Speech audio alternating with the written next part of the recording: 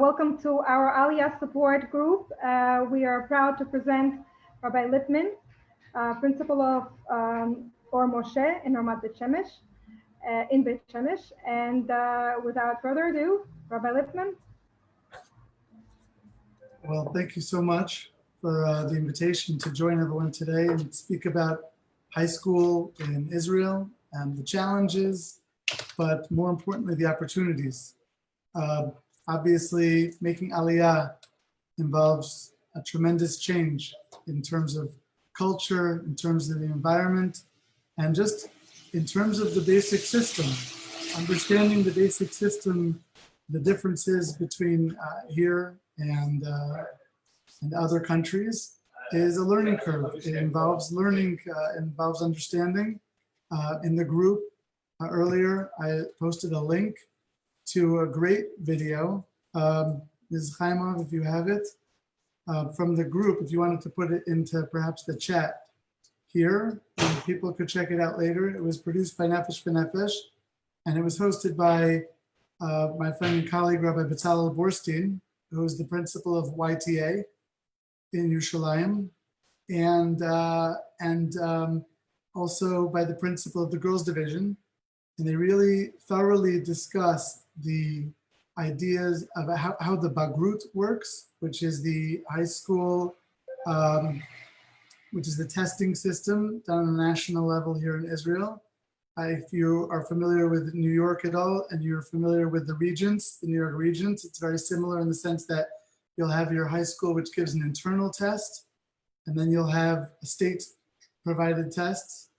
But that's really an important video, and he really does a great job in that video with a PowerPoint of outlining all of the details of how it works, just in terms of how high school works. Another thing that I think I could say as just an introduction in terms of advice, but when it comes to trying to find out information, one of the most important things to know is that in Israel, people love to help. They love to be helpful, and they want to give you advice. If you ask them a question, they're going to want to answer it. But sometimes people do not realize all of the details that go into the answer. Like, for example, there are 4 different systems of high school in Israel. And sometimes someone will tell you that I know for sure that an Oleh Hadash will have the following hatamot, which are accommodations automatically on the state test. And then only later find out that you were referring to one type of a system of school in Israel, and they were referring to a different one. So I think that one of the most important things when asking questions, or getting advice, or getting information answered is making sure that the person that you are speaking to is actually authoritative in the information that they're dispensing. Making sure that if you're speaking to someone about high schools, that they are knowledgeable in the specific type of high school that you're looking for, and not that they just happen to know about schools. So one of the things that I've learned over the years is exactly which types of high schools I am knowledgeable in, which types I am not, and how to know the difference, and how to then hopefully direct somebody to the right information. Coming to Israel with someone, with a child going into high school is a tremendous challenge. I know that 12 years ago when I made Aliyah, I had a 9-year-old, and people said to me at the time, your son is 9 and you're making Aliyah, are you sure that's a good idea?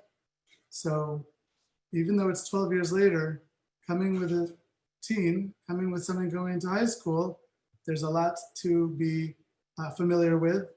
The more you're aware of the challenges you'll face, the better equipped you'll be to handle them.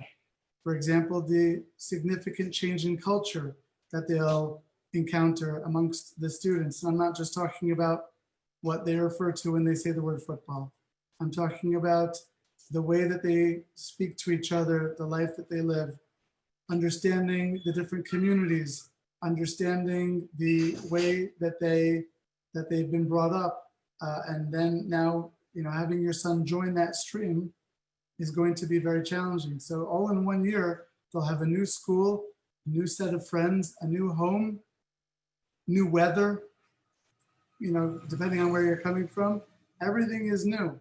I think that one of the most important things is to be aware and to speak to your children about these challenges. It's one of the great topics that is covered in that video that I posted into the group, and hopefully we'll put it into the chat at some point. Again, it's Rabbi Borstien who goes through the many differences and then the principle of YTA girls. And I am so sorry, I'm forgetting her name right now, who goes through the details on a more emotional level, social emotional level of becoming Israeli, or how to best navigate all those changes. So I can tell you that there's two philosophies when it comes to coming here with a teenager. One is to say that the best thing to do for my son or daughter at this point is to, the phrase that they'll use is throw them into the deep end. As quickly and as best as we can get my child to be as Israeli as possible, the better. There is a truth to that. There is something to be said for the more that they can integrate and the more that they can become familiar, the more easily they'll adapt and the more options they'll have in the future. I know it used to be, the phrase used to be, well, if they don't learn Hebrew well, they can always live in Har Nof. And now I guess it's, if they don't learn Hebrew well, they can always live in Beit Shemesh. They'll always, or Efrat, there'll always be a city or two where they will be comfortable. And but the bottom line is that these years, this tkufa, this stage of your child's life is obviously to leave open as many doors as possible for their future. So putting them into an opportunity, into a situation where they can have the entire country and the entire job market that's out there to be open to them with the knowledge and the familiarity with the culture and a mastery of the language as best as possible is ideal. If you feel like your child going into, let's say, 7th, 8th, or 9th grade will be able to pick up the language, will work hard, you'll supplement Ulpan, you'll bribe your friends that you make to let your son or daughter spend time with their Israeli sons and daughters and make sure that their sons and daughters speak in as basic Hebrew as possible so they'll slowly pick it up. All the different tricks that people use, make sure that they join youth groups, make sure that they're involved in the Beit Knesset so that there's more and more exposure to Hebrew. Get their favorite movies in the Hebrew version so that they can watch and recognize the lines, as the famous lines as they come up, and hear them in Hebrew. Every little bit you can do to help them with the Hebrew and the culture is an advantage. The reason I say 7th, 8th, and 9th, though, is because in 10th, 11th, 12th is a little bit of a different world. In 10th, 11th, and 12th is when the Bagrut really begins. In 10th grade, the Bagriot, the national standardized tests, which will provide them with their high school diploma, which is the most useful for entering university or courses after high school. It really kicks in 10th grade. In 10th grade itself, the tests are given by the school and written by the school and designed by the school if the school has been around. And by the time they reach 11th and 12th, there are already tests that are coming to the school. Israel wants to do everything they can to make sure that your kids will succeed on their Bagrut. Any student who comes and begins taking their Bagrut within 10 years of their Aliyah will have what's called Oleh Chadash status. They will be able to take their tests with what are called hatamot, from the word for twins, which means that they're being paired up with the best way to take a test. So if it's determined that this student will test best in English, then they will receive the ability to take their test in English. If it's determined that they need it to be in English and they also need it to be spoken out in a dialogue form, a hatama called Baal Peh. So for certain subjects, they can get that too. So for example, if I were to tell you that they were going to have to take a test on history, and it's a different country's history. So suddenly they're learning a whole new history and a whole new language, But when the test comes around, the instructor will turn to them and say, okay, the first question is to describe the differences of what led up to the War of Independence and the Six-Day War. And you're afraid that your child is going to blank and go, I'm not sure, I don't remember. Well, take it easy. Tell me what you remember about the Six-Day War. And then your child starts to talk about that. When the instructor hears relevant and correct information, they're allowed to mark it into a notebook, which they keep, and that goes towards the test score. So they're really trying to make sure that every student will have the best opportunity to pass and to do well. So that's a little bit about the Bagrut. 10th, 11th, and 12th is the Bagrut. 7th, 8th, and 9th are the best years, I believe, to push them into just trying to pick up culture and language. And again, the more support you can give them from home, the more assistance you can give them to acclimate to the identity of being someone who lives in Israel and who's friends with Israelis, the better they will do. That's what I've seen.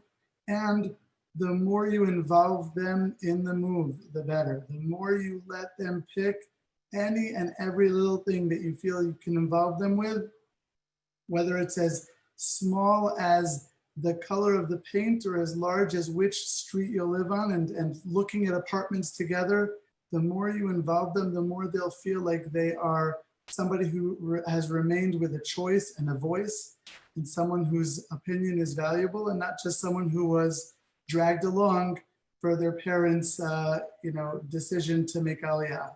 So involving them is great, and encouraging them to speak is great. When they come home from school, encourage them to open up and to vent and to speak about how their day and their experience has been. And then you'll be able to give them the support. And sometimes just the ability to speak is in and of itself the value of what they really needed. So I guess that's a little bit of an introduction and some basic ideas. And we have some questions in the chat room. Do you see the chat, or would you be able to read it, or do you want me to read it for you?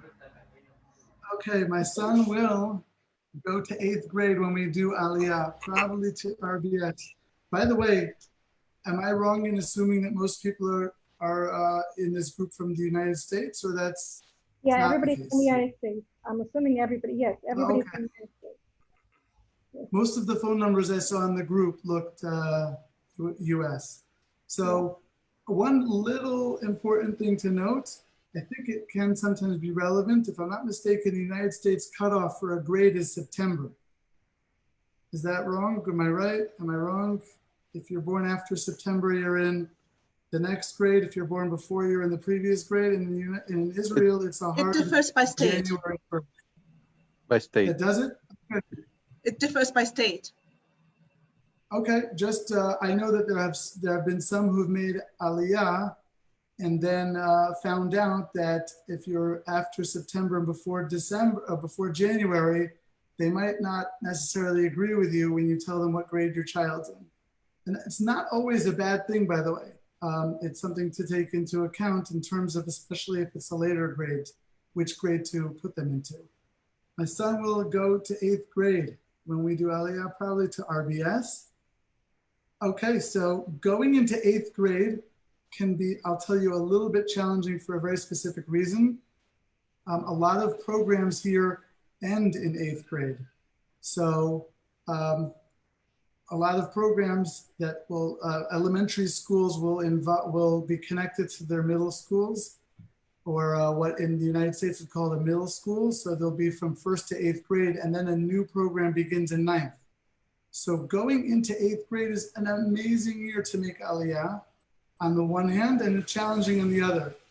It's challenging in the sense that it's harder to find, it could be harder to find a program, but on the positive side, you definitely get a year before 9th grade, the actual years of high school begin. So in terms of Khardal and Haredi, it's very important to also note, I don't know if this is specifically connected to high schools. So like I said earlier, I only want to speak on topics that I consider myself really knowledgeable and not just anybody with an opinion. But when it comes to identifying your community in Israel, it's very important in terms of your connection to the schools, especially when you're talking about that fine line between Chardal, Charedi, Dati Leumi Machmir. You'll have many people in Israel who will look like me and have a black velvet kippah and a white shirt, but also daven in a shul which has a big Israeli flag and says the bracha for the Medina and the Chayalim. Israelis don't really understand that. To them, it's like, you sound confused. Why don't you pick one and then go full in? Either you're Haredi or you're Dati Leumi or something else, but choose one and then go with it. That's what they'll tell you. And like I said, they love to give advice and usually it's meaningful. But I would say that if you're coming as an adult, you do have the luxury of kind of saying, I'm going to live in Ramat Beit Shemesh. My Hebrew will improve slower than if I had gone to, let's say, a more Israeli place. And I'm okay with that. I'm okay with sticking with the hashkafa that I was raised with. It would be very hard for me to change now and I wouldn't feel authentic. But it's not so simple for the kids because in high schools and schools, there's a major element of identity. And kids, we all know, draw a lot of their self-esteem from their identity. Knowing who they are and what they are all about is so important for teenagers. And so therefore, making sure that you are clear with them, that your values line up with the school you're going to, put them into, is very important. So even though my kids know that I myself was raised in a different country, in a different culture, they know what schools I put them into and that I totally endorse and support the values that they're learning in that school. So if I had put them into a Dati Leumi school and it was full, army philosophy, I would support that because that's the school I put them into and that's the culture I gave them and that's the identity which I hope they'll adopt. And if I were to put them into a Haredi school, then I would hope that they would adopt again and identify with that culture and feel accepted again in any community they would want to go to in that world. Chardal is in a sense an attempt to create a new division, and in some ways it's been successful, but in some ways it's still not completely defined. Chardal, and remember, I'm only speaking about schools. I don't know more than schools. And if I start speaking about other than schools, completely ignore me because I don't know anything except for schools. The Chardal school system was an attempt to create schools which would present the Dati Leumi crowd with a school that was being more machmir in certain areas, which there was a perception that the Dati Leumi world was not being machmir in. And so Haredi Dati Leumi was created. Most Chardal schools still use the Mamlachti Dati Leumi Maslul track for the Bagrut. They do not use the Haredi Maslul track for the Bagrut. That I don't know if that's covered so well in the video, but basically a mashal, an example to understand what that means. Think of the Bagrut as like a big jar, and there's room in the jar for 21 to 23 different points, and you have to fill up the jar. Israeli Misrad HaChinuch, the Department of Education, which is run by the Knesset, has tried to give all of the different factions in Israel an ability to fill their jar as best suits their community. So for example, there is an Islam track of the Bagrut, and they don't learn Tanakh. They have tests in Quran. They don't have tests in Halacha, they have tests in Islam. They also have Israeli history, but it also includes the history and the establishment of the Muslim community. And in the Chiloni Maslul, there is a lot of Nach, there's a lot of Tanakh, there's less Halacha, there's more Ezrachut, citizenship, more history, and a higher level in literature. In the Dati Leumi, and there's a lot more science. In the Dati Leumi, there's more science. There's a lot of Halacha, a lot of Tanakh, and there is also Gemara. And in the Haredi Maslul, there is more Gemara, Tanakh, and Halacha, and there is history, there is Azrachut, but science is hours of what's called, that you've learned a certain amount of hours each year, or mostly in 10th grade. Usually most schools do 3 hours in 10th grade, but there's no test, as I mentioned earlier, mailed from the Misrad HaChinuch to the schools. So basically, you want to find out when you're choosing in 9th grade and above, which maslul of the Bagrut they do, and to find out what kind of tests do they have and what are the major subjects that they're learning, because there is flexibility. So coming on Aliyah with an 8th grader is exciting. I know that there are some programs that start in 7th grade. I hope I'm not making a mistake here. I believe Ahavat Israel in Ramat Beit Shemesh will accept 8th graders. I would imagine that schools like Darchei Noam and Magen Avot and Torah Moshe, I do not believe they accept 8th graders. Again, it's like, think of it as accepting seniors for high school. It's very difficult. It's the final year. The class has really grown together and a new student comes in. So it's not typical for the programs that end in 8th grade to accept. I believe Sha'alei Torah is also a good choice. Sha'alei Torah in Ramat Beit Shemesh has 2 divisions, the Sha'alei Torah and the Sha'alei Torah Torani. So the Torani might be closer to a Chardal, Haredi. In terms of straight Haredi though for 8th grade, it's difficult because I don't know of too many that start in 8th grade. They mostly end in 8th grade. I also want to say, by the way, I'm in that group. I'm in the WhatsApp group from Mrs. Chaimov, and I welcome anyone. If I didn't answer correctly, if you wrote a certain question and I answered, and at the end of the long-winded answer, you say, you didn't answer the question. So then by all means, please send me a WhatsApp, and I'll be happy to answer individually also.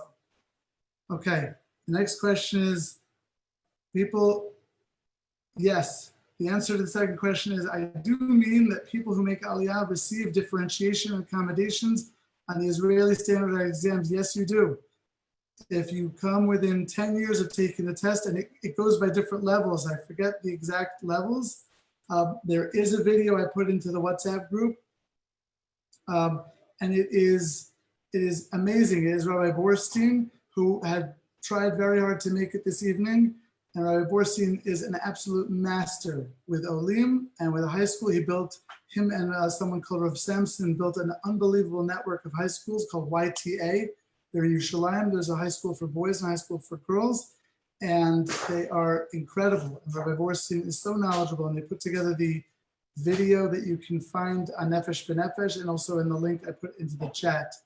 So there are different levels of Olim and different levels of accommodations for the exams. Rabbi Lipman, can you speak about Yes. your school that you have opened up a new school, right? Open at Orly or? Okay, I've actually been involved in opening. Right. So I've opened up 3 different schools in Beit Shemesh. One is called Ohr Moshe, and it is basically a school that works with Olim very well, B'li Ayin Hara, and we basically help students acclimate. And our basic vision is that many times when you'll find a school that has smaller class sizes, because there are students who need a smaller class size, unfortunately, many times that comes along with a smaller education, in the sense that once you're not making it in the mainstream, though many times you'll find a school which has a smaller class size, and suddenly they have a lot of woodwork and a lot of electrician work and a lot of, we'll get you a trade, we'll get you out there and you'll be just fine. And trade schools are excellent, but as I said earlier, the purpose in high school, and I think the purpose in high school should be to open as many doors as possible for students in the future.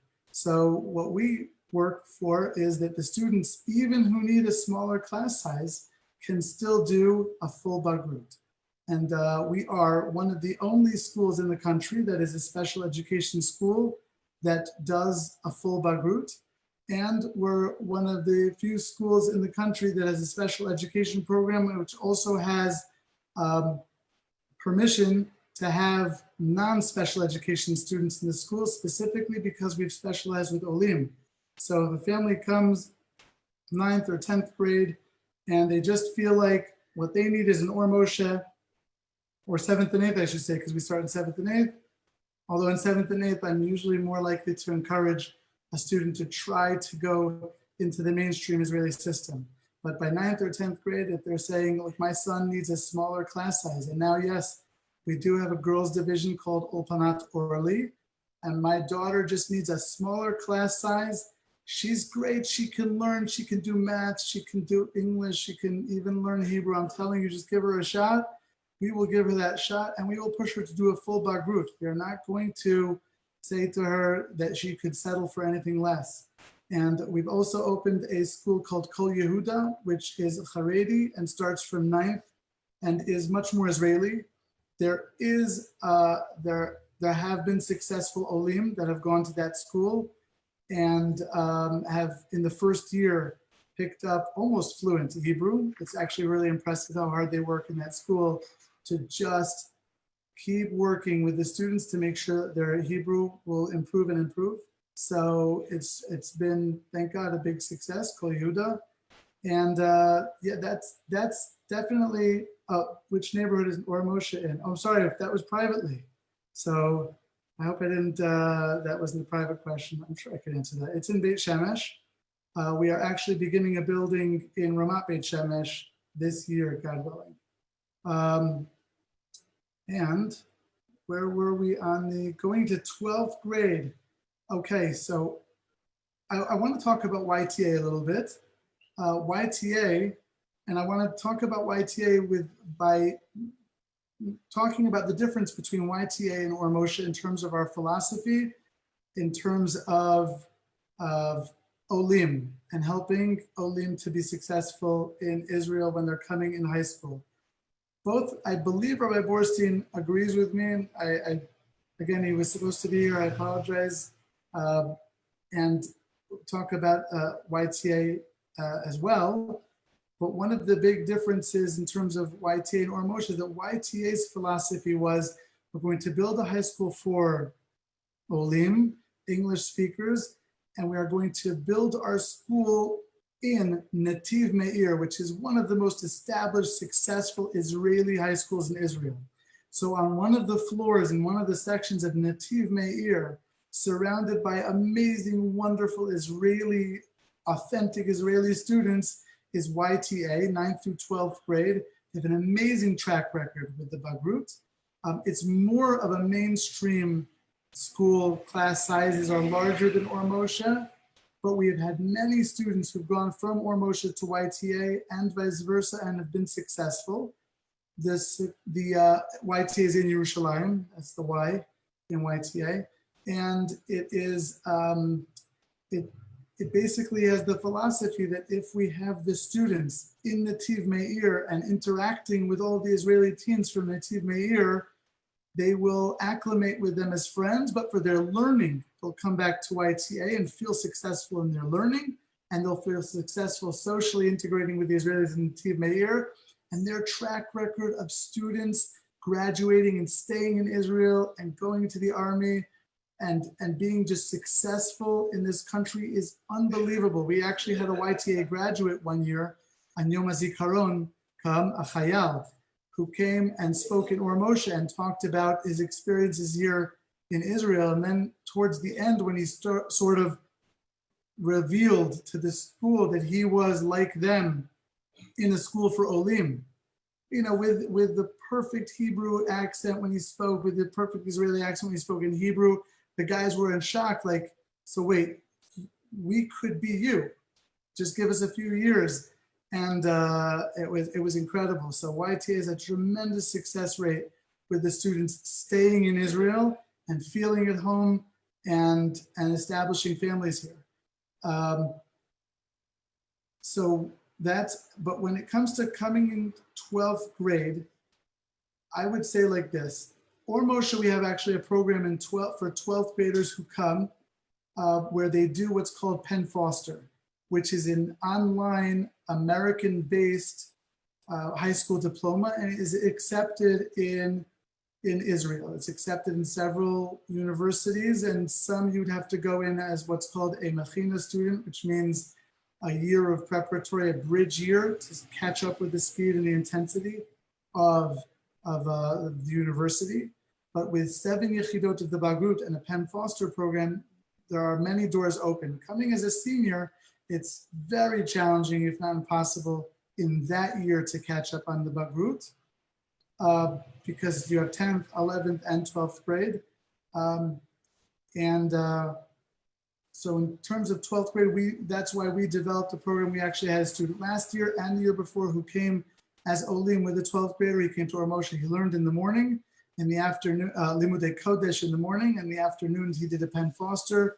Within 1 year, he finished that high school equivalent degree. To clarify about the 4 systems of school that you mentioned. So it was it's really not systems of school, but the framework that you can do the Bagrut. The Bagrut can be done in Maslul Charedi, Maslul Mamlachti Dati Leumi, Maslul Chiloni, and the Maslul Islami. So that's what I mentioned before in terms of the different ways that the tests will be broken up. But there's basically schools for all of those different types of Maslulim. That's why I say it's important to check with the school first. Like for example, YTA does the Mamlachti Dati, and Ohr Moshe, the Maslul that we do is the Haredi Maslul of the Bagrut, as does Kol Yehuda. Does Israel accept New York State license for teaching? So the answer is yes. If you have your teaching license from New York, then you can get here what's called a Tu'udat Horah, and you need to bring over your diplomas and your original documents. You don't need to bring your original documents to the Misrad HaChinuch. What you can do is bring them to a principal of a school that you're applying for a job in, or a principal in Ramat Beit Shemesh who's willing to do this for you. And you just bring the original documents and then bring copies, and they will stamp and sign your copies that they are Ne'eman L'Makor, which means that they could be trusted, that there are originals for these documents, and the principal is attesting to that. And then you can bring in the copies to the Misrad HaChinuch. As long as it is a university that they recognize is academic enough, then your degree will be recognized. You will have the teaching license, a Tu'udat Horah, and you can get hired to teach in Israeli schools. The school year starts on September 1st and ends June 21st, June 20 and June 19, depending on the year. Of course, most of these answers, as I'm sure everyone knows, I'm sure everyone's used to using this phrase, is not necessarily during Corona, because during this current situation, everyone's waiting to find out. Almost every day we're hearing rumors that maybe the school year would start a little bit later. There were rumors that the school year would end later. But in terms of the standard year, it's September 1st to June 19th, 20 or 21st. And in the Haredi world, it starts on Rosh Chodesh Elul and goes until either Rosh Chodesh Av or sometimes until Tisha B'Av. How much Hebrew does a teacher need to know for teaching in English? It depends. If you're teaching English to Israelis, you need to know some Hebrew, but they'll want you to speak in English. If you're teaching in English, let's say in YTA or in Ohr Moshe or in the Na'aleh program of Shalavim or the other schools that teach in English, then I don't think that you would need to have such a great Hebrew, as far as I know. And such a great Hebrew is not such a great English, isn't it? When does the school year start and finish? Okay, and our English teachers are very in demand. In Israel, English teachers, I'm in 2 Facebook groups in Israel where they are constantly posting English teaching jobs. But you need to have the Tu'udat Horah, and you need to have your degrees and your experience recognized by the Misrad HaChinuch. So going through that process with the Misrad HaChinuch and getting your documents recognized is critical. Because if you don't, if you have documents and you are recognized and you have a file, a tik, which now you will have with Nefesh Nefesh, hopefully, but you'll have a tik with the Misfar Chinuch, then the school gets money for employing you. So imagine going to the school and you don't have the tik and they're not going to get funding for you, then they want to hire someone who they will get the funding for. The difference between Chardal schools and Dati Leumi Torani, I don't know the answer to that. It's one of the most important answers you could possibly get. It's so important. I said it at the beginning, and I think somewhere in the middle, when you get answers from someone, make sure that they are the specific, by the way, not just in education.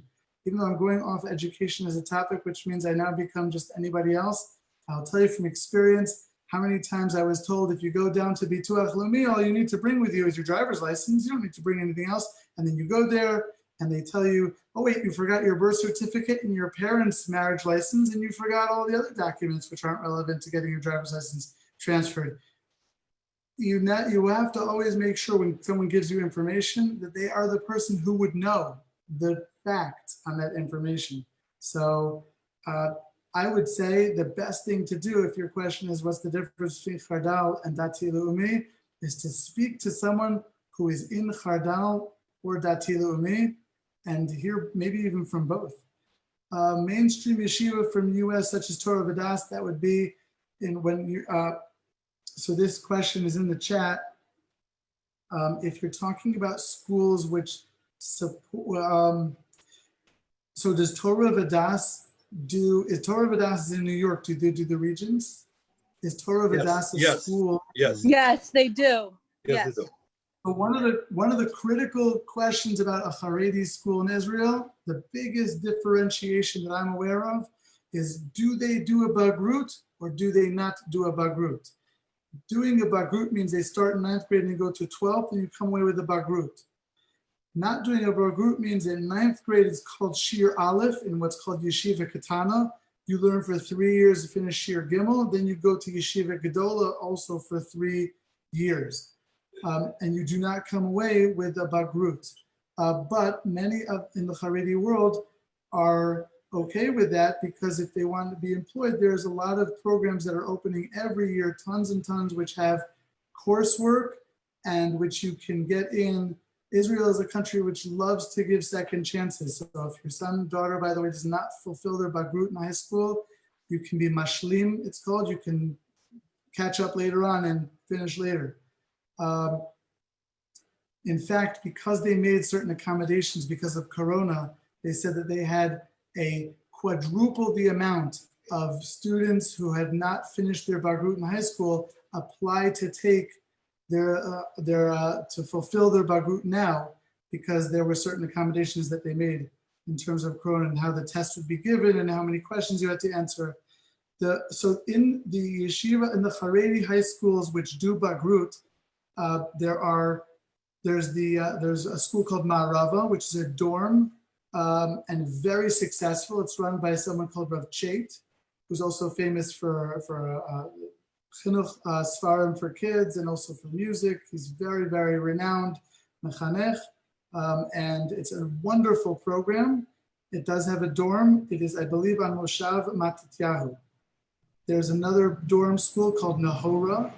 Then I can speak of 3 more schools that I know. I apologize to the ones I don't know. One is called Mesivta in Beit Shemesh, excellent school run by Rabbi Avishai Brown. And they do try to support and assist Olim who are coming. They will give, like, let's say, some tutoring in English, and a lot of the staff also speaks English. There's another school called Me'orot, also very successful, run by Rav Granit. And they also have staff that do a great job with helping Olim. And then also Kol Yehuda, the school that I was involved with starting, Rabbi Hanan Fruchter, also in Beit Shemesh, also supporting and assisting Olim. And like I said, I've seen students make Aliyah. Oh, there's another one I want to definitely mention. There's another great high school, also in Beit Shemesh. It's not a coincidence that the ones that are supporting the Olim, I guess, are in Beit Shemesh. And that is called Arzei Levanon, run by Rabbi Simcha Sussman. And they have an amazing staff who are excellent with Olim and do a great job with helping kids who have made Aliyah. I think almost all of their staff, many of their staff speak English and are really tuned in emotionally to how the students are doing. They can see your son is a boys' school, come to school and see how they're feeling, what's going on, and give them the support that they'll need in the school, and have what we call here the gnishut, the flexibility to help them on a hard day. I don't know the girls' schools in the Haredi world that do the Bagrut so well. I know there's Penine Chaim, which is very successful in Ramat Beit Shemesh, Rebbetzin Pupko, and there is Ms. Chaimov, bottom of the hill. I forgot what it's called right now. Kotamar. That's right. That is also been very successful in Ramat Beit Shemesh, Haredi girls high school that does the Bagrut. And right now there's also Bnot Harama, which Okay. is correct.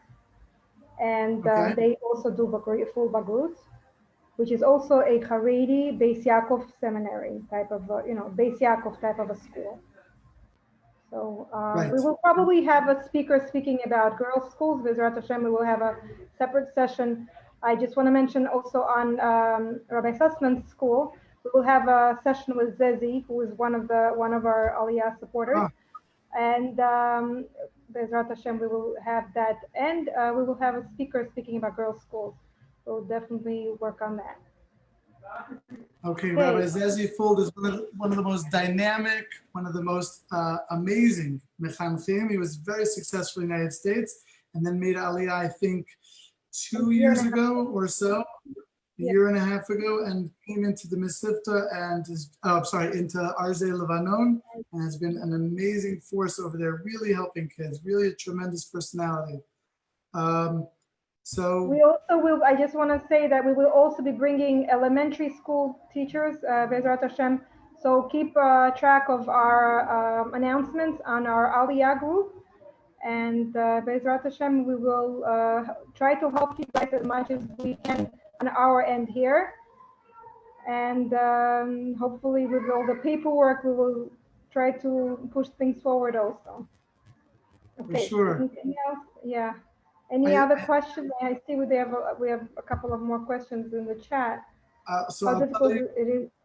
I'll tell you like this. Go ahead. So I'll tell you like this, just to go through some of the quicker ones here. Ohr Moshe is in Beit Shemesh. The average classroom size, it really varies on the school. I can tell you that in Ohr Moshe and in Ulpanat Orly, we specialize in smaller class sizes of 7 to 9 students in a class. And in some, like Kol Yehudi, you'll find 15 to 17. I think in YTA and Arzei, you'll find the same. Orot the same. Mesivta is a little bit larger. Ma'arava is a little bit larger. Nahora is a little bit larger. Shali Torah larger, usually 20 to 27. Is it likely to get in the middle of the school year? It is a little bit tougher. Just remember, in Israel, we have a lot of South Africans and Australians that come. And if you're coming from South Africa and Australia, their school year ends at the end of November. So they come in January and they're not sure whether they're in summer vacation, the end of summer vacation to start the school year, and you're telling them that you're winding down. So it is not so difficult, but it depends on which school and what type of school. School day can vary also by the program. In Mocha Arabia, I know there are programs that start as early as 7:30, 8 o'clock, and will go until 4 or 5. So the difference between Mamlachti Atzmai, I don't know. I know that when a school goes Atzmai, it gives them more power over hiring and firing and accepting and not accepting students. I guess what you would call private or semi-private in the States. And therefore they get a little less funding, so there's more tuition. I don't know about this issues of Sephardim getting into Ashkenazi schools. I know that we've had wonderful Sephardi students in Ohr Moshe. I have to say that because especially Mrs. Chaimov's son was in Ohr Moshe and was a tremendous success, full Bagrut. And the difference between public school, private, and yeshiva. Again, public, private, and yeshiva here. Public schools are government run, city run, so they can be told to take teachers by the Mishrad HaChinuch, they can be told to take students. Private and yeshiva have a little bit more power, but they get less funding, so there's more likely to be a higher tuition. It is not so difficult to get, well, yeah, it is difficult to get into some of the yeshivas I mentioned, like Ma'arav is a little bit harder to get into. It's the, I guess what you'd call the top of the hill. Mesivta is a little bit harder to get into. Kol Yehuda's a little bit harder, a little easier than those two. Nahora, I think, is somewhere in the middle over there. Entering into YTA is not competitive. No, I do not believe entering into YTA is, oh, that was, sorry, that was sent to me privately, but I can still enter it, right?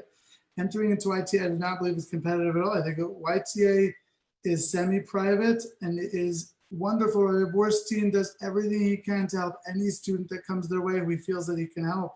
And it's just been a tremendous success story over the years. And yeah, so that is all of the questions that are in the chat, I think, unless I missed one. I apologize if I did. So what would be things that a parent would need to bring with them when they're coming to your school, or let's say any school from America, like report cards? What are other things would you recommend for people to bring with them? Yeah, bringing report cards is important. If your son or daughter does have any assessments that were done over the years, I'm saying this because as Ohr Moshe and Orly, we deal with the smaller class sizes. So many of the students who come our way have had assessments that have been done. IEPs are here called Tochnit Limudi Ishi. And it's just bringing everything you can that will be helpful. A letter of recommendation is always great. Also, contact specific people that they can speak to, especially nowadays where there's WhatsApp, so people can really, it's so much easier to get in touch with the states nowadays. So yeah, I think that that's one of the most important things. I don't know if a recommendation from a Rav will necessarily get you into a school here. I guess it couldn't hurt. If the Rav is going to say nice things about your child, then maybe that'll help.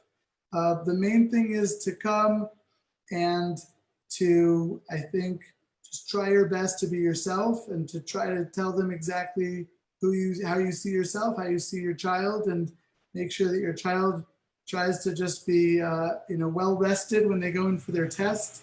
I feel like many times Olim try to rush to get to the interview with the principal, and I cannot tell you how many times I've had children of Olim, I'm talking about high school kids, falling asleep during their interview because they just landed this morning and they set up their appointment for later in that day, and I tell them, you look so tired. Can we meet tomorrow when I'm a little bit more well rested?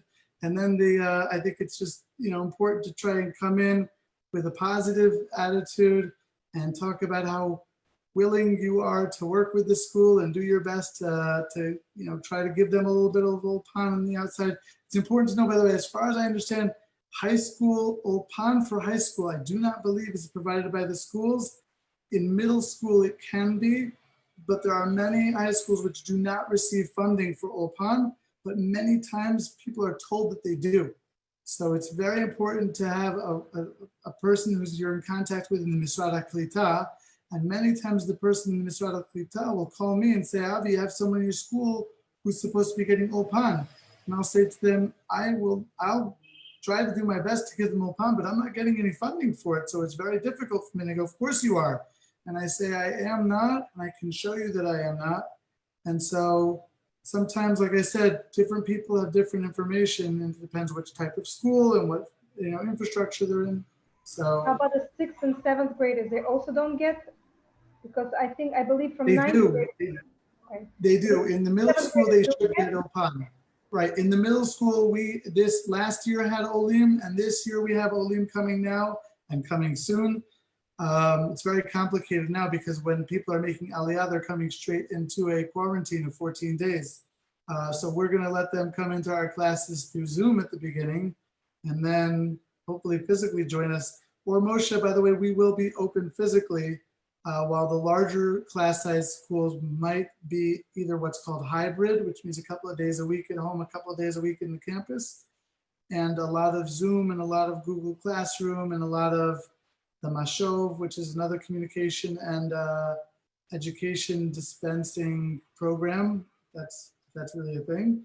Dati, Leumi public schools are usually run by the Misrad HaChinuch.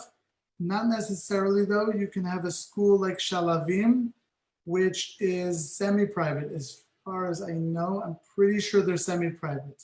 I shouldn't speak about others. Here I am breaking the rule I made earlier that you don't speak unless you're an expert.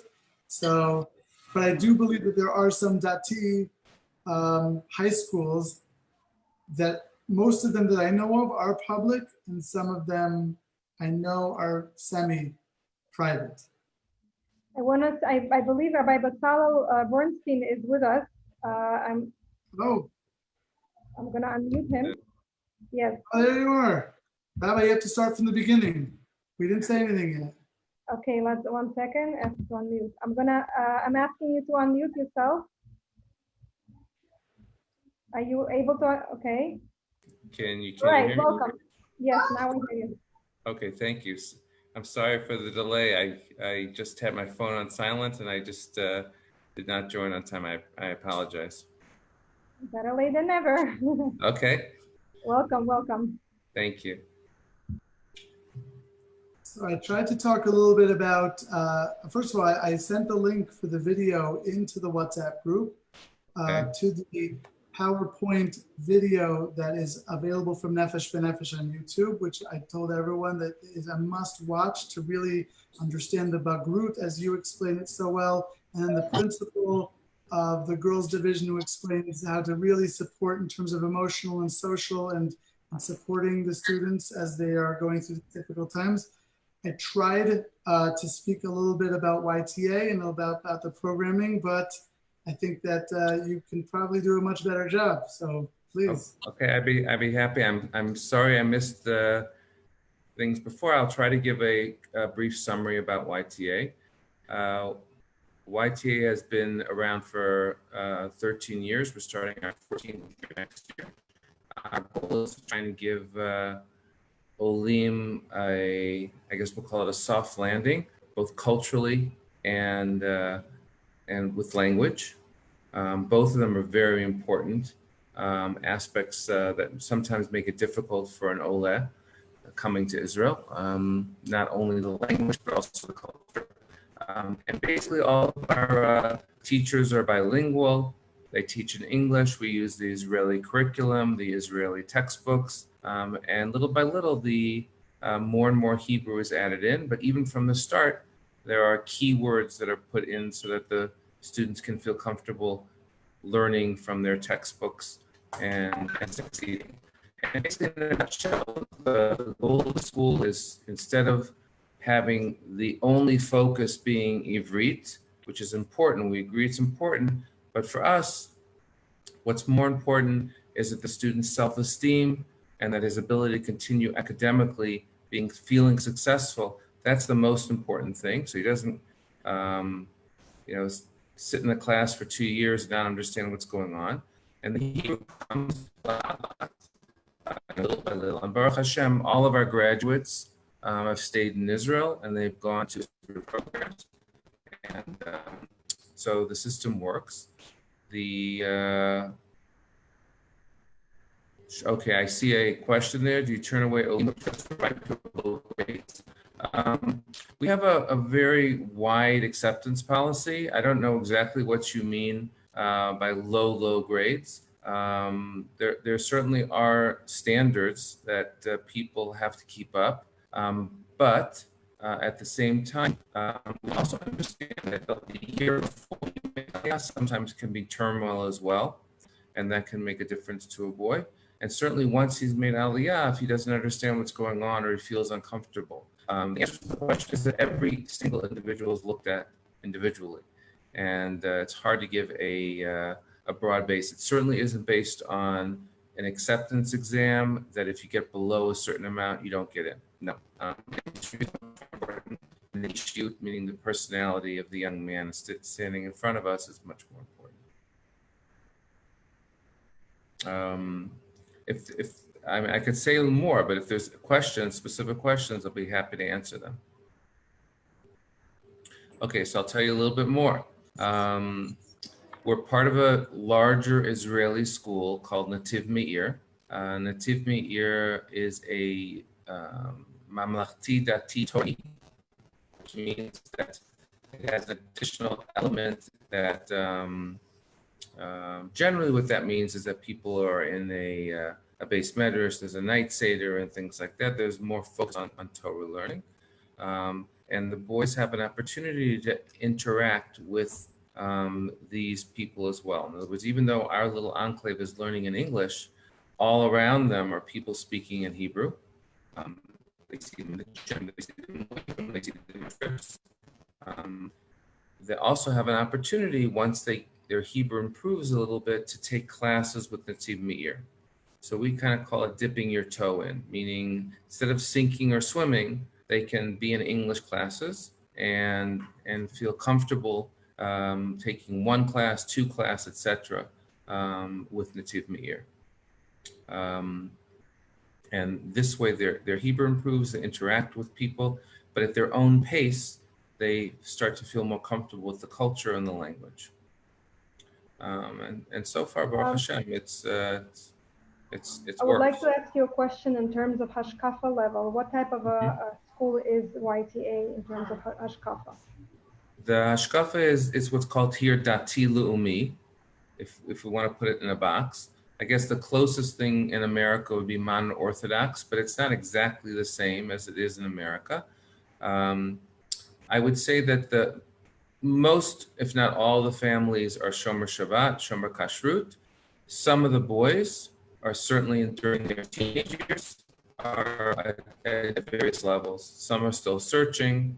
For some, I'm sure Tefillah is very difficult, and other areas are very difficult. But one area where they really shine is Bein Adam L'Chavera.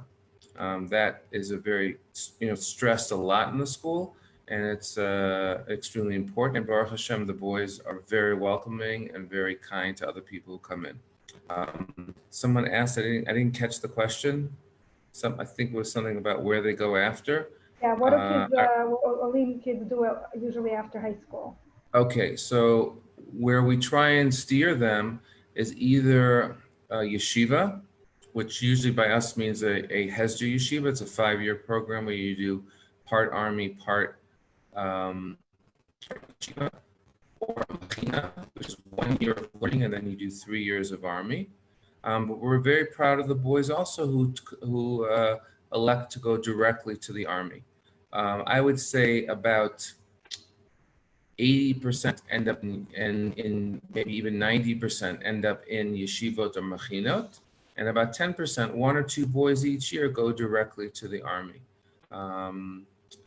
That's okay. That's more or less where people go after.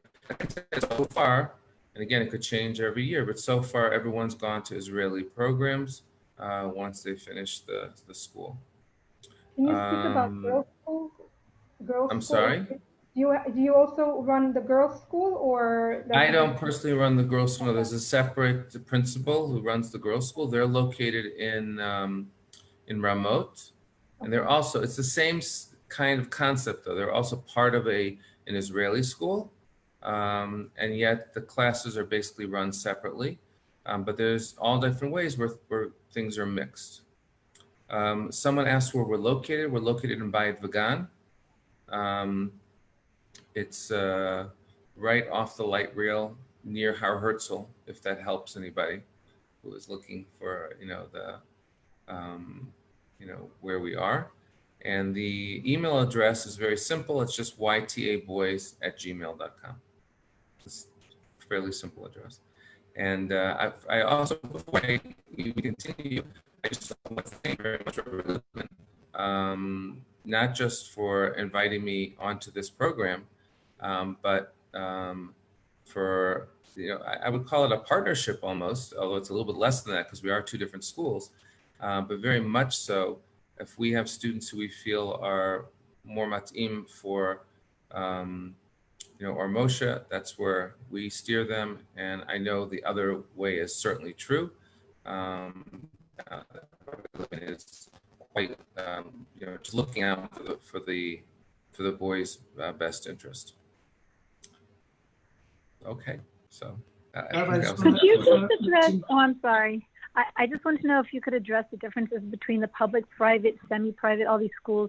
I mean, other than the price, I guess, what does it have to do with the government involvement or in terms of the rules and regulations and the education? How do they differ?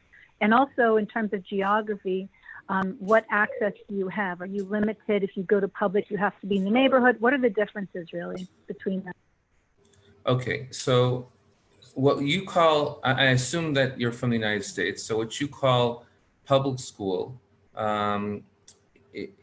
which is,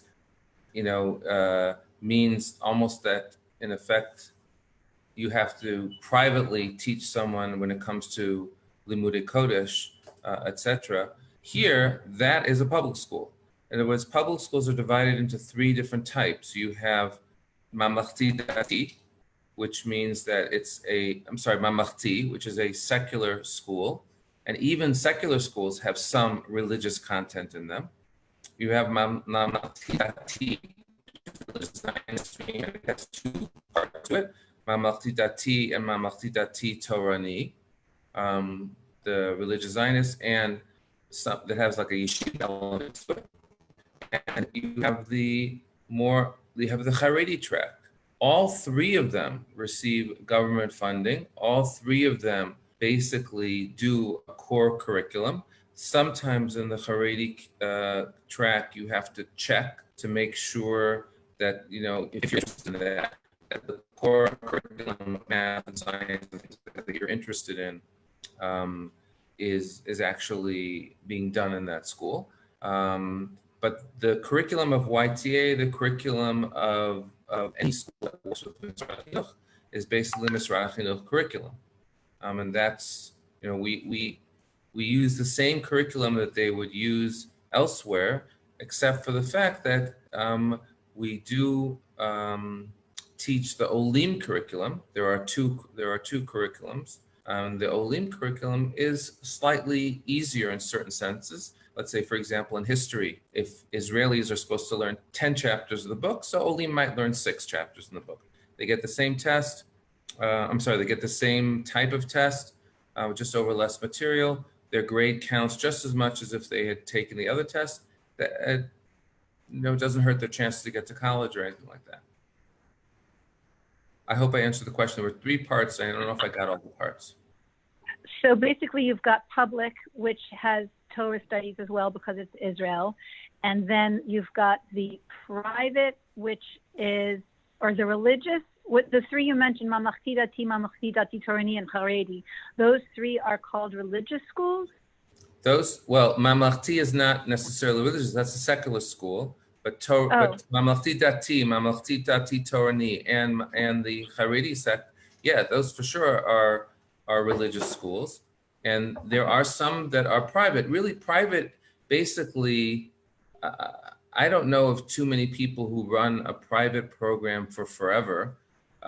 They start as a private program and then they work toward getting accreditation in order that the school can thrive and function by getting government funding.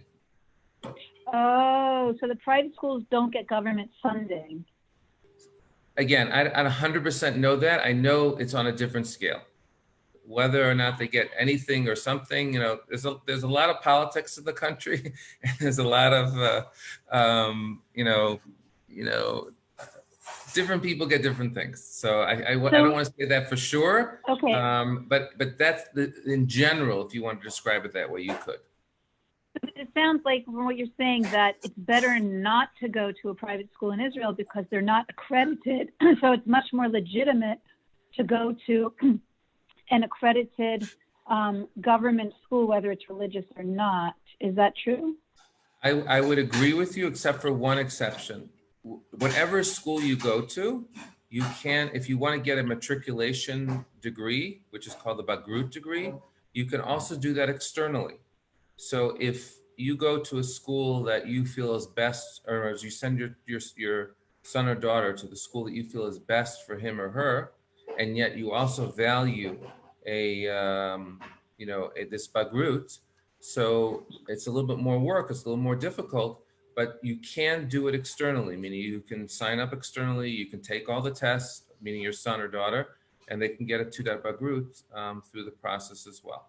It's not. Because the private schools don't do the 2 bagrut within the school because they're not Some accredited, do, right? some don't. You have to check it out for each school.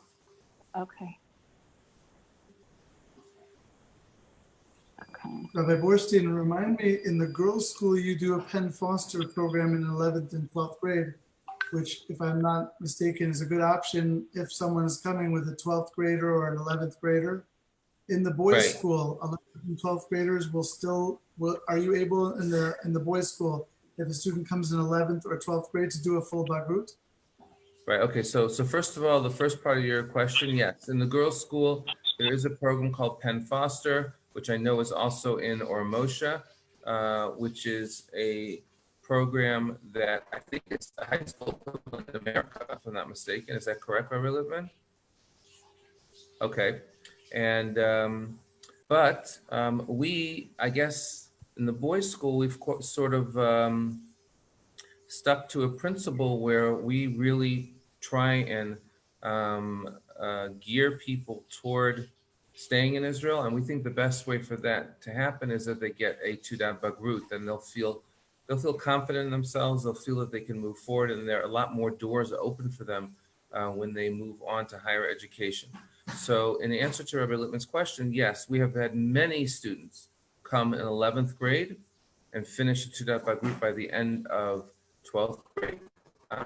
It is very difficult to do in 1 year, but we have had one student, a very extraordinary student, a lot of motivation, that came 12th grade and did an entire 2 bagrut in 1 year. He just dedicated himself to that, got a lot of help, and he accomplished the goal. How do you know if a school is an Olim designated school? Is it word of mouth, or is there a special designation or certification? What do you mean by an Olim designated school? So you just explained a little bit earlier that you have 2 curriculum at your school, Right. which is Israeli and Olim track is easier, the curriculum, and they both, Right. it's just that they have less to cover to help sort of facilitate the learning. It's less material, but the grade counts just as much. That's what I Right. mean. So if Okay, a school is so- much more Olim friendly, where they have that kind of thing. So to the best of my knowledge, besides the English-speaking schools, there is no school that teaches the Olim curriculum.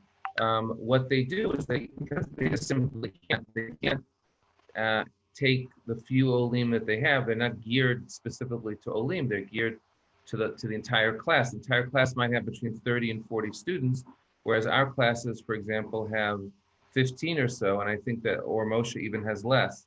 So we can give a lot more personal attention as far as that's concerned. So usually what Israeli schools do is they say, it's part of the process of, sinking or swimming. Sit in the regular class, learn what everyone else learns, take the regular exam, and when you take the regular exam, as an Ole, you get 10 extra points on your exam. Okay, so for some people whose Hebrew is okay, that's good enough. I mean, you survive with that. Other people, the 10 points or 15 points is worthless because they really don't understand the questions that are given to them in Ivrit. They lose many points, misinterpreting the question. So it's also something you have to take on and if you go to a regular Israeli school, you must advocate for your child. You have to know that there's such a thing as an OLED exam. You have to, if you want your child to take it, even if they learn with the regular class, any school can order an OLED exam. Okay, so you can just ask them to do it. It's extra paperwork, it's an extra headache, but they'll do it if you're pushy enough. I'll also add, if I'm not mistaken, on a Teudat Bagrut, on the document that they receive certifying that they finished their Bagrut, there's no indication on the document whether or not they received accommodations or assistance.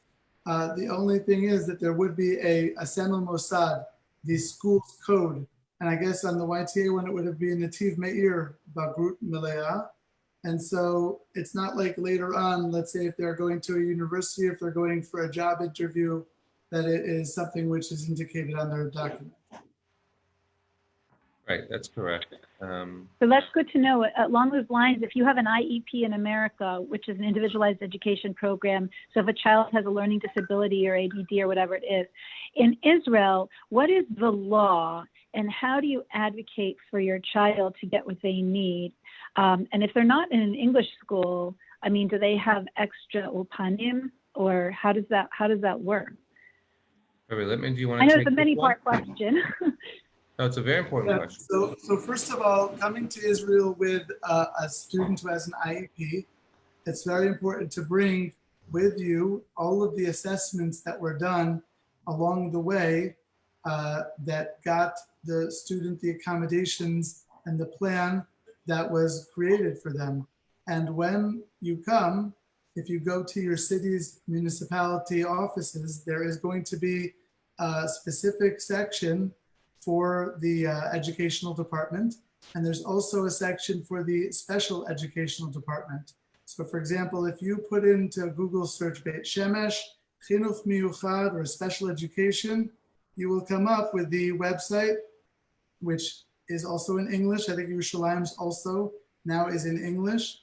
And you can navigate to the phone number or and email address of that person and basically reach out to them. You should also be able to hopefully have advocacy from your city's Nefesh B'Nefesh advocate to begin the process of trying to get their assessment, your child's assessment and needs met in whichever school they go to.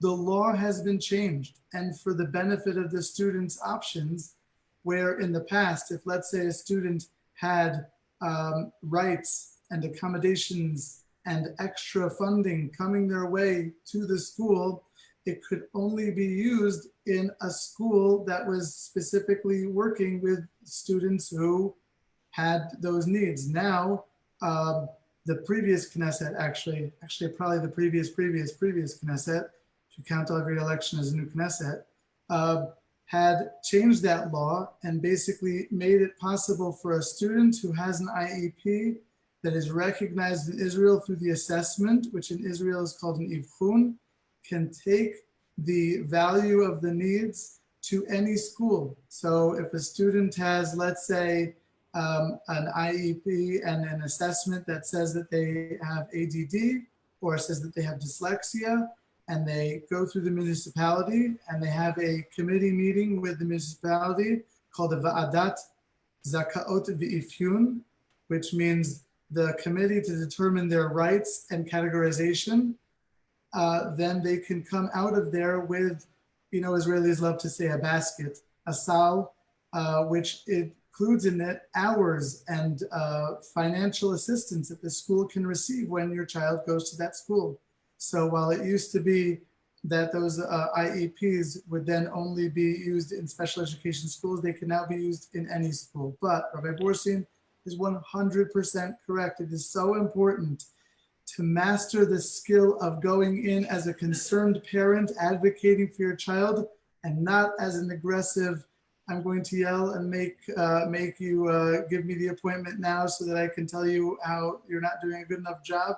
But to also stick to it, come with your paperwork, come with ready to ask for all of the accommodations. Make sure, like I said earlier, that you're speaking to people who really know what they're talking about. Rabbi Borstien, whose email I put also into the group so you can contact him, knows the accommodations for Olim Cold, and it is listed in that link to the YouTube video, which I also put into the chat. Really knowing what your son or daughter should receive is critical, and being able to advocate is very, very important.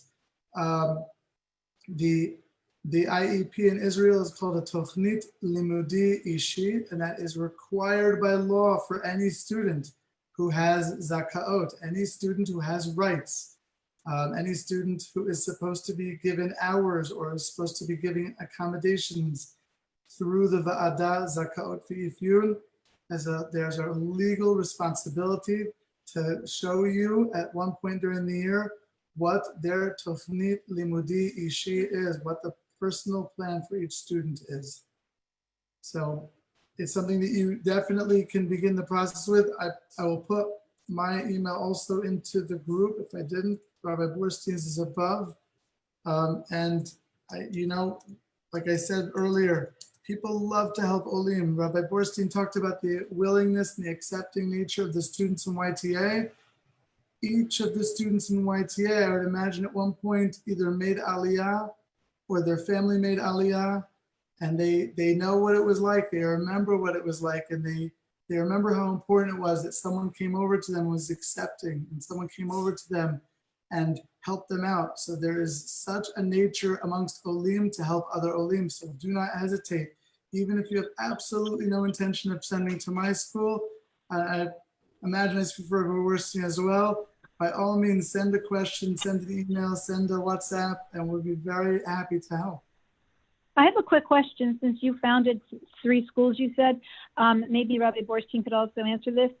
Thank you for posting that. In America, it's very challenging, I've experienced, for a child who's twice exceptional. The language that means basically that on the one hand, they have some type of disability or deficit, but on the other hand, they have some exceptionality, like IQ is extremely high in some area. So like a mathematical genius who can't write, they're dyslexic, for example.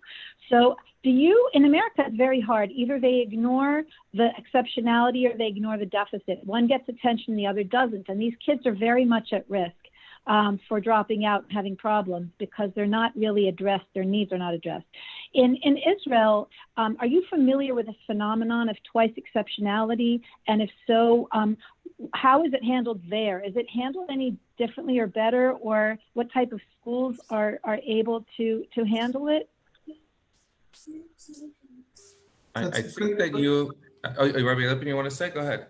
I was just going to say that when you're working with a school that is a smaller school and has individualized tracks and is really focusing on each student, like Rabbi Borstien in YTA and like I do in Ohr Moshe, I know that in our school we had a student whose IQ was well above 160 and had unbelievable talents in math and in other subjects, and but at the same time was definitely benefiting from the individualized approach in other areas.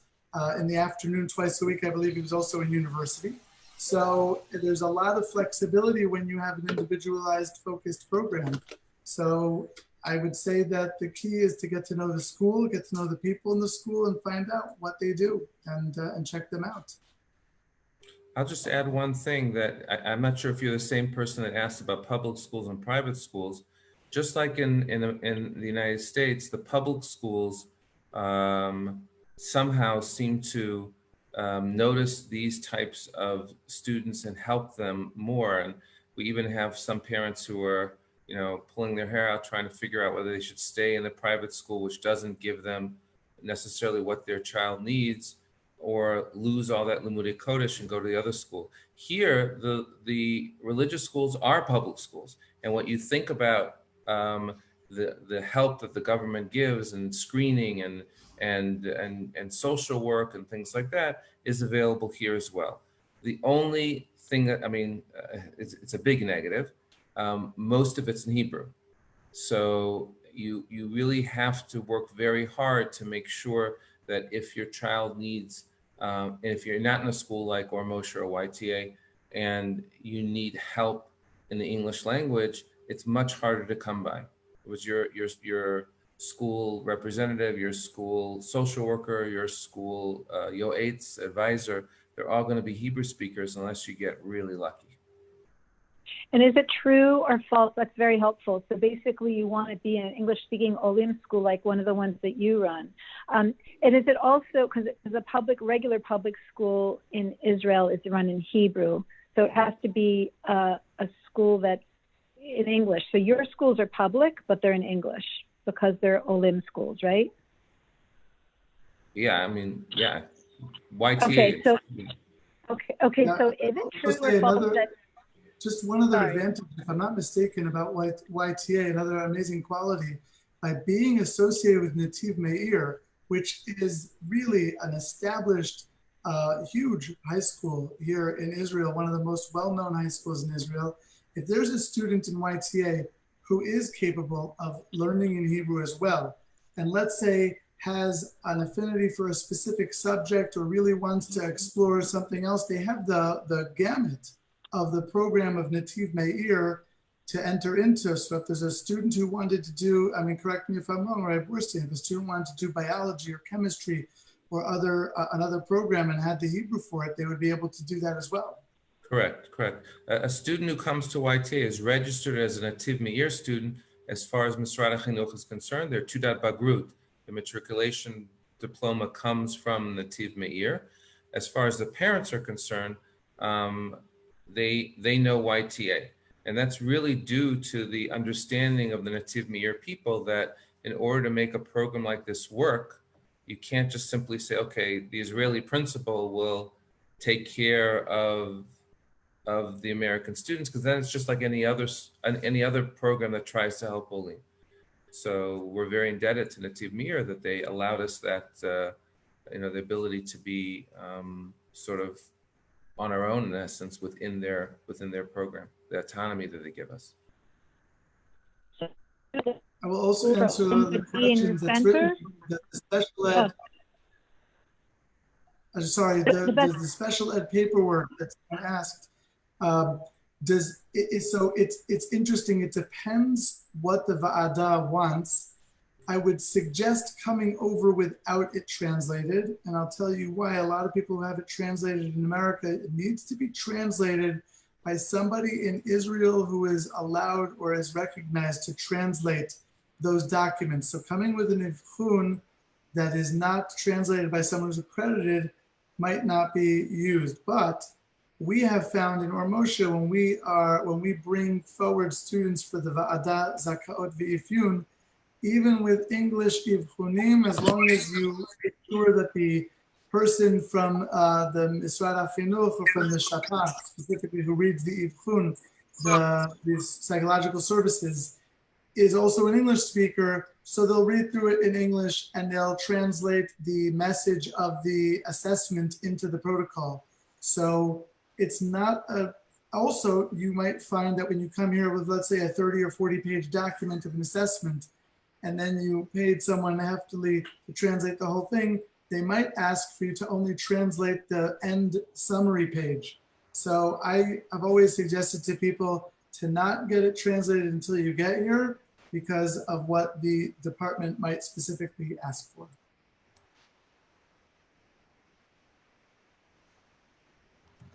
I guess I have a reverse question. Is there a need for special educators that are English speaking and not so well Hebrew speaking? Is that some sort of a need or not really?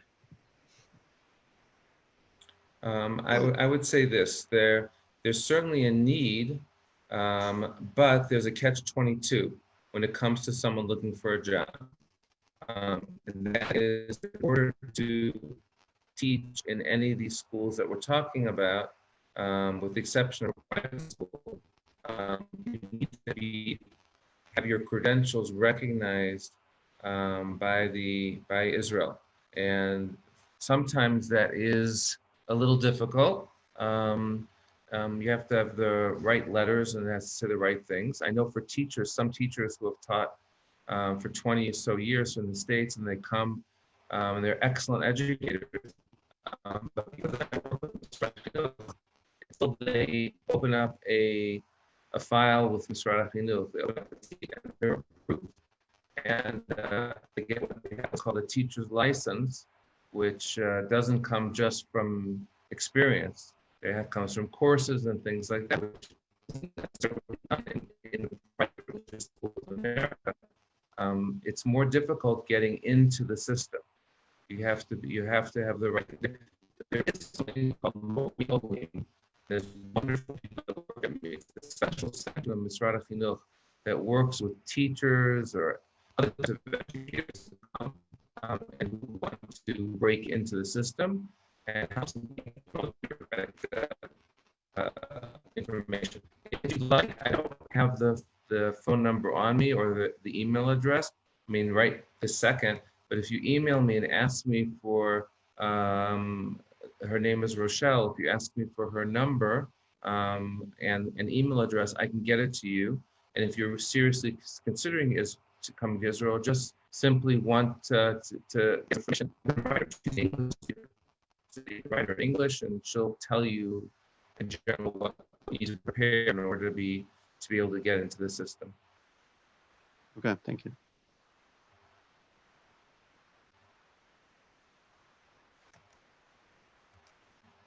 I think there's an important question about the tuition, if you can maybe clarify that.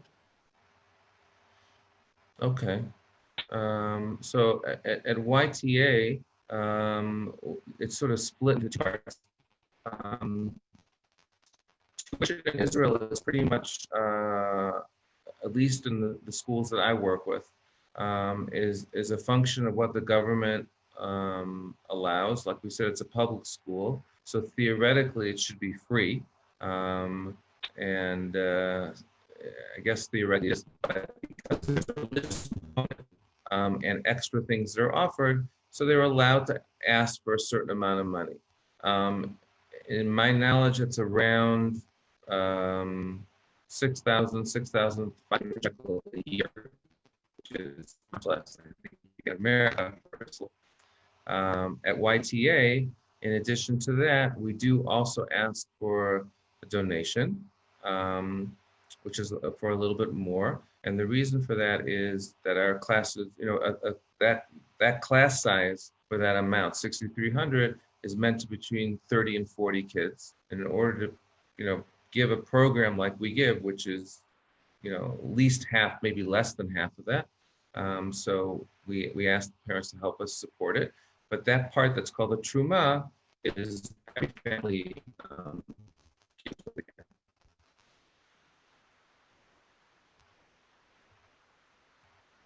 You got cut off there last sentence. What was it? Oh, you didn't, was there something wrong with my internet? No, it's okay. I'm not sure what you didn't. The last sentence you said. You said it's around 6,000. Yeah, and then there's an additional part. 6,000 shekel. That's a shekel. Okay. That's what the government charges, and then there's an additional amount that's we ask for a truma, for a donation, which is how much do you ask for? Sach hakol, we usually ask for between 15 and 18,000 shekel, which right now comes out to around $5,300. If I, in the last few days, I don't know, the dollar is fluctuating a lot these days, but it's somewhere around. Is that the way all Olim schools are? All Olim schools, public, all Olim? No. Different schools are different. If you go to a dormitory school, it's going to be more than that. Generally speaking, they also give you then sleeping and food, etc. And most schools are going to charge you much more than 6,300. I don't know exactly how they do it, but they do it. So an average price, would be closer to 10 or 11. I'm just telling you what I know is the base price that is usually given by the government. You'd mentioned that Nativ Meir is very well known and a very excellent school, and it's well regarded. It's one of the best and established. How much does Nativ Meir cost a year? And the second part of the question is, does it work the same way in Israel as in America, where if it's a better school with a better name, then it costs more money? And so that's... No. So I'll answer the second question first. No, the prices are regulated, but I'm embarrassed to say I don't 100% know how much Nativ Meir charges, but I think they charge more than that. They have a dormitory component. So they're somewhere in the 20s, if I'm not mistaken. I just don't know. Which would, again, you have to just let's say put 20,000 into a currency converter, and you'll see what that is in dollars. It's certainly going to come up much less than what you would pay for an institution in America that's a religious school, I would imagine. In America, yeah, for sure. It's over $20,000 a year for American private schools, yeshivas. Okay. Yeah. Is there any kind of thing where multi-children families have a different price, or how does that? Yeah, each school is different. You know, if someone's interested in YTA, I'll talk to them privately about that. We certainly understand that if there's multiple children, or even if the family has a lot of children, even if they're not all coming to us, that we do our best to come likratam. You know, the catchphrase, we don't turn someone away for cost, it's very true in Israeli schools. It really is actually true in Israeli schools. Yeah. Okay, thank you so much.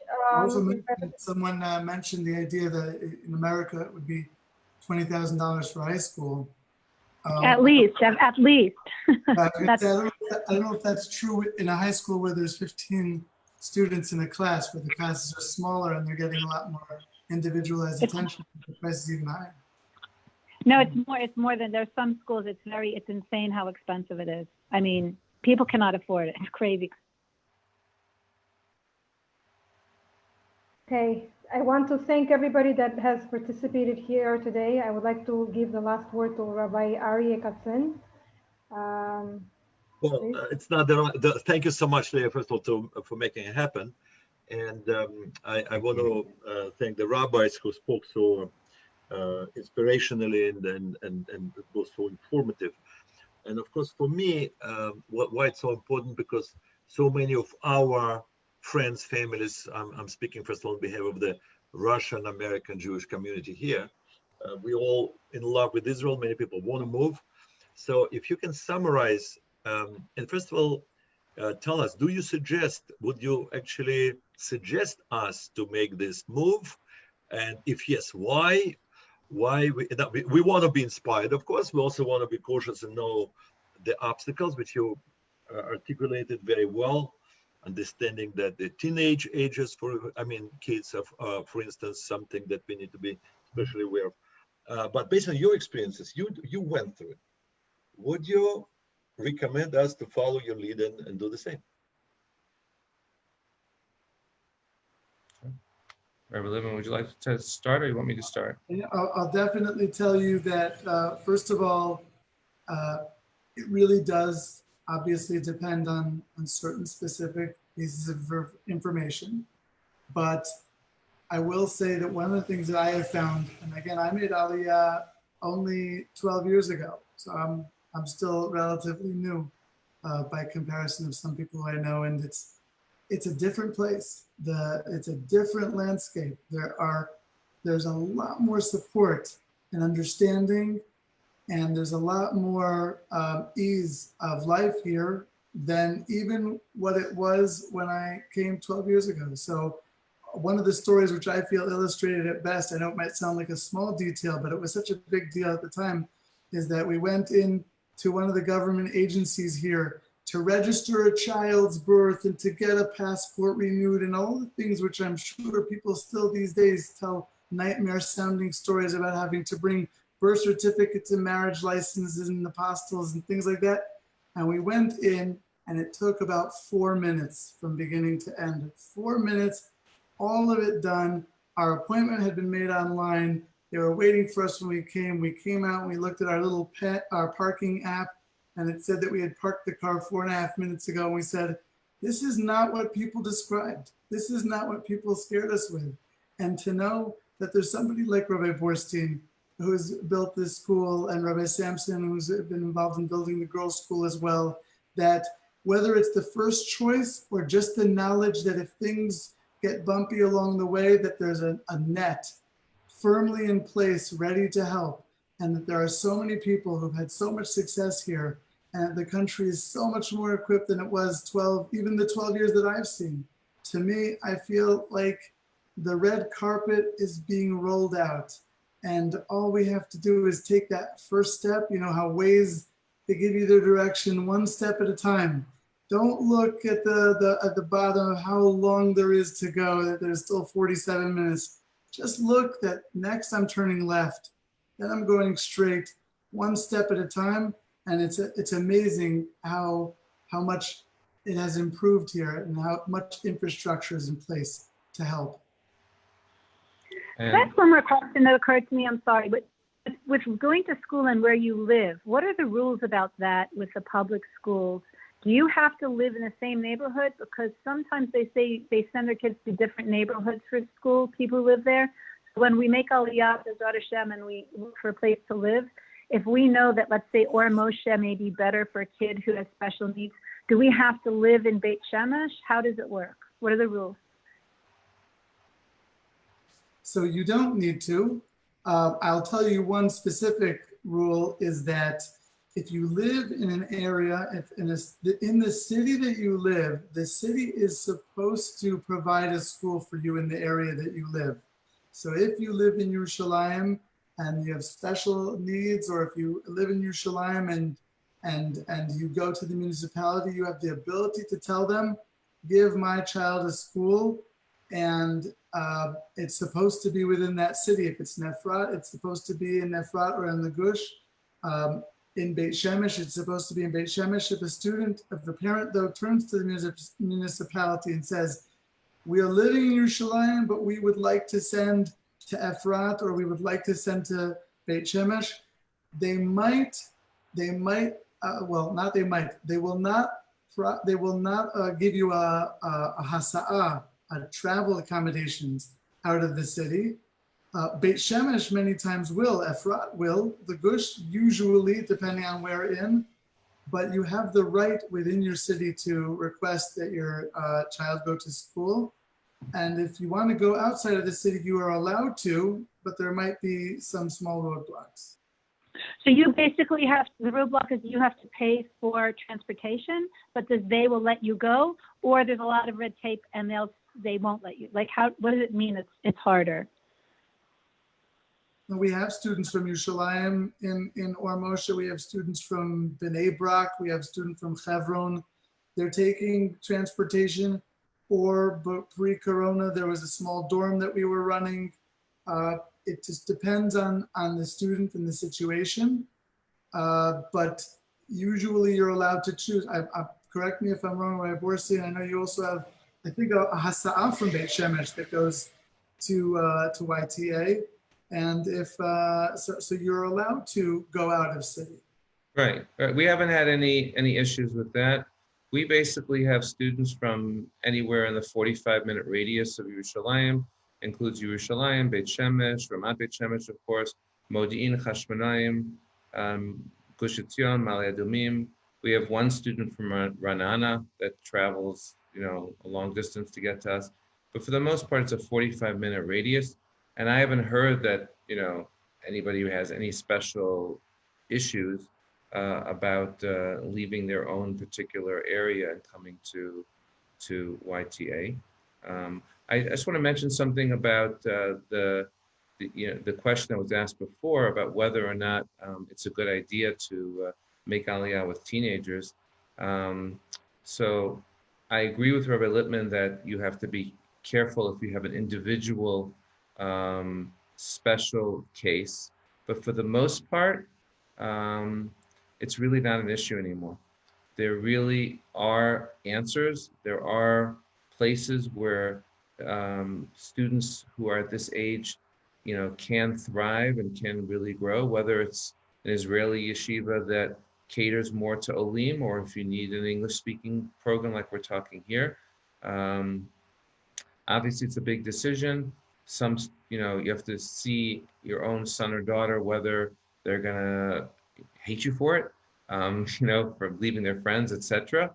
But for the most part, when they move into a program that they're comfortable with, all that kind of melts away.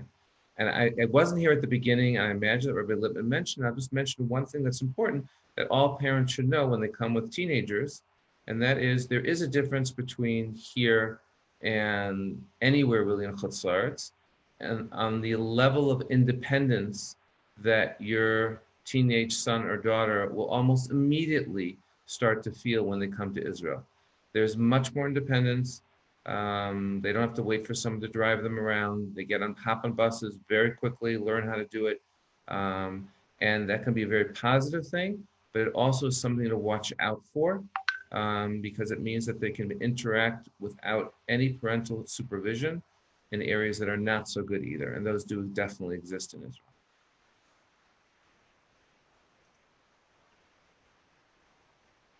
So thank you so much. Thank you. Want to welcome, want to thank everybody who came to participate.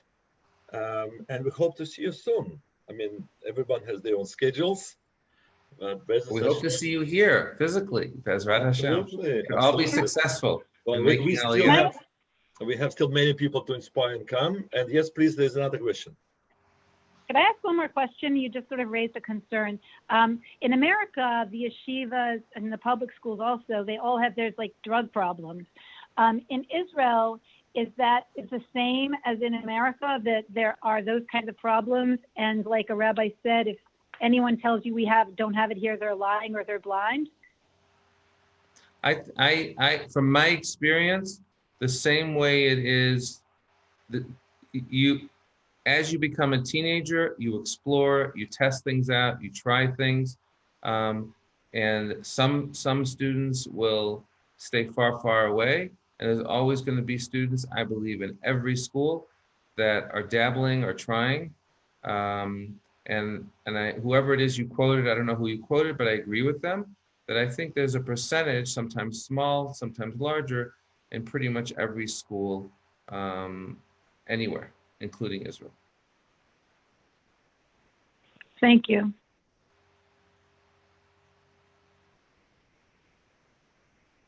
Okay. Right. Please don't hesitate to reach out privately afterwards if a question comes up right after you leave and suddenly you remember that really important question. Do not hesitate. The email address. I'll also put the email addresses for Rabbi Borstien and myself into the WhatsApp group as well for those who want to contact later on with the questions or follow-up or just more information. Okay. I thank you all very much. It was a pleasure speaking to you, and b'hatzlacha on your future decisions. Thank you, Rabbi. Thank you. Thank you all. Very much Thank you. everyone. It was beautiful. Thank you so much. Thank you. Thank you so much to everyone that joined. Rabbi Thank Lipman, you. Thank you very much for your time. Rabbi Bernstein You're and welcome. Katz, thank you very much. And all the participants. Thank you.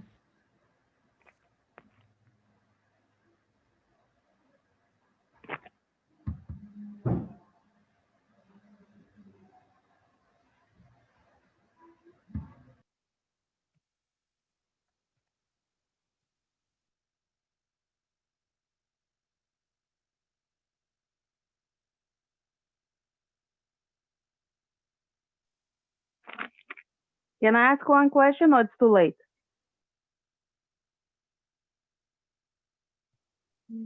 Thank you. Спасибо большое. Спасибо, пожалуйста. До свидания. До свидания. Hatzlacha Rabba.